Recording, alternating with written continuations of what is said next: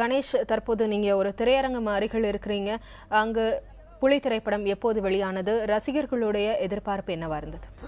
இன்று காலை ஆக்சுவலா நம்ம ரசிகர்களுடைய சிறப்பு காட்சி காலை ரத்தானது.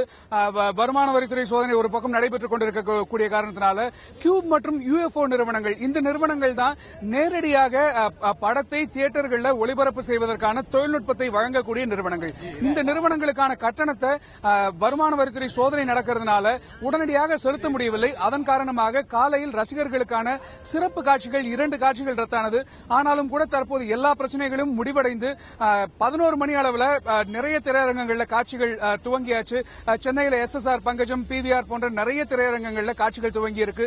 வெளி மாவட்டங்களில் தஞ்சை, அதே போல இன்னும் பல மாவட்டங்களிலும் ஏற்கனவே படக்காட்சிகள் துவங்கியாச்சு. நான் இப்போ சத்தியம் தியேட்டர் வாசல் நினைக்கிறேன். இங்க 12 மணிக்கு, சரியாக 12 மணிக்கு முதல் காட்சி துவங்க இருக்கிறது. நிறைய ரசிகர்களும் என் கூட இருக்காங்க. காலையிலிருந்து நிறைய ரசிகர்கள் இங்க காத்துட்டு இருந்தாங்க. இப்போ குறிப்பா சொல்லணும்னா இருக்கக்கூடிய நிறைய ரசிகர்கள், நீங்க காலையிலேயே ஷோ பார்க்கணும்னு வந்தீங்க இல்லையா? ஏமாற்றமா இருந்துச்சா? இப்போ உங்களுக்கு எத்தனை மணிக்கு டிக்கெட் சொல்லிருக்காங்க? நூன் ஷோ கிடைச்சிருக்கு 12 மணிக்கு. இப்போ பார்க்க போறோம். இந்த தடவை ரொம்ப ஒரு வருஷம் ஆகுது பார்த்து, திருப்பி தியேட்டர்ல பாக்குறதுக்கு ரொம்ப சந்தோஷமா இருக்கு.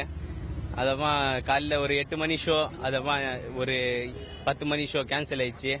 அதனால வருத்தமா இருக்கு. இது பார்த்துட்டு எல்லாம் ஹாப்பியா இருப்போம்.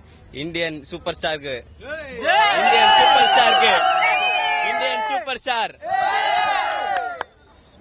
ரசிகர்கள் சொன்னதை போல காலையிலிருந்து காத்திருந்து அந்த காத்திருப்புக்கு விடையாக 12 மணிக்கு இங்க காட்சிகள் துவங்க இருக்கு. இதுல குறிப்பா சொல்லணும் அப்படின்னு சொன்னா, இந்த காட்சிகள் எப்படி துவங்கி இருக்குது அப்படின்னு நாம பார்த்தோம் அப்படின்னு சொன்னா, உடனடியாக அந்த யுஎஃப்ஓ கியூப் நிறுவனங்களுக்கு கட்டணங்களை நேரடியாக செலுத்த முடியாவிட்டாலும் கூட நன்னம்பிக்கையின் அடிப்படையில், ஏன்னா இது போன்ற பிரச்சனைகள் ஏற்கனவே ஏற்பட்டு இருக்கு. கமலஹாசன் உத்தம வில்லன் திரைப்படத்திற்கு இதே போல யுஎஃப்ஓ கியூப் நிறுவனங்கள் காட்சிகளை துவங்க முடியாது அப்படின்னு சொல்லியிருக்கிறாங்க. ஆனா அது கடன் பிரச்சனையின் காரணமாக வந்தது.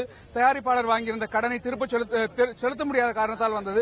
ஆனா இது வியாபார ரீதியில கட்டணம் லேட்டாக செலுத்துகிறார்கள் அப்படிங்கிற ஒரு சின்ன விஷயத்தாலையும், விஜய் இதுல நேரடியாக சம்பந்தப்பட்டிருப்பதாலையும், நம்பிக்கையின் அடிப்படையில் பணத்தை பெற்றுக் கொள்ளாமலேயே இந்த காட்சிகளை ஒளிபரப்புவதற்கு கியூப் யுஎஃப்ஓ நிறுவனங்கள் முன்வந்திருப்பதாகவும் நமக்கு தகவல்கள் கிடைத்திருக்கிறது. எது எப்படியோ நல்லபடியாக எல்லா பிரச்சனைகளும் முடிந்து புலி திரைப்படம் எல்லா இடத்திலும் வெளியாகிவிட்டது அப்படிங்கிறது இங்க இருக்கக்கூடிய தகவல்.